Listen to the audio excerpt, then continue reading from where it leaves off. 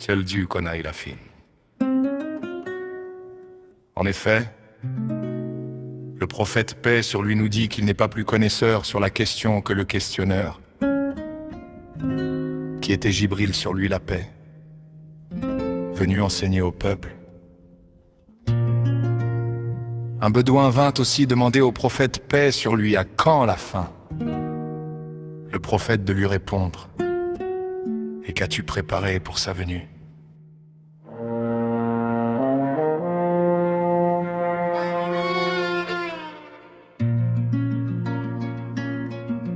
Un passage des évangiles nous dit la même chose. C'est à croire que comme le Négus dirait: il n'y a entre vous et nous que ce trait que je trace avec mon bâton, et bien le voici. Matthieu 24, 36, 44. Cependant personne ne sait quand viendra ce jour ou cette heure, pas même les anges dans les cieux, ni même le Fils. Le Père seul le sait. Ce qui s'est passé du temps de Noé se passera de la même façon quand viendra le Fils de l'homme.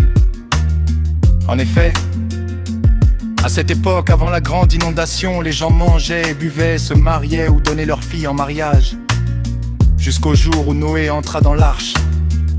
Ils ne se rendirent compte de rien jusqu'au moment où la grande inondation vint et les emporta tous. Ainsi en sera-t-il quand viendra le Fils de l'homme. Alors, 2 hommes seront au champ. L'un sera emmené et l'autre laissé. 2 femmes mourront le grain en moulin. L'une sera emmenée et l'autre laissée. Veillez donc, car vous ne savez pas quand votre Seigneur viendra.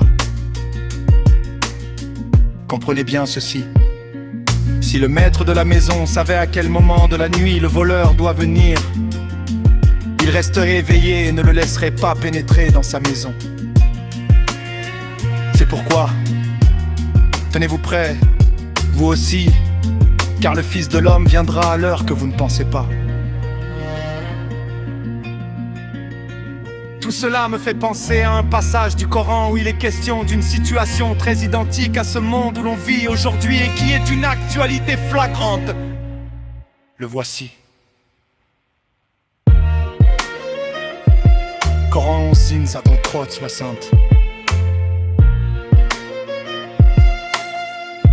Ils dirent: ô Hude, tu n'es pas venu à nous avec une preuve, et nous ne sommes pas disposés à abandonner nos divinités sur ta parole, et nous n'avons pas foi en toi.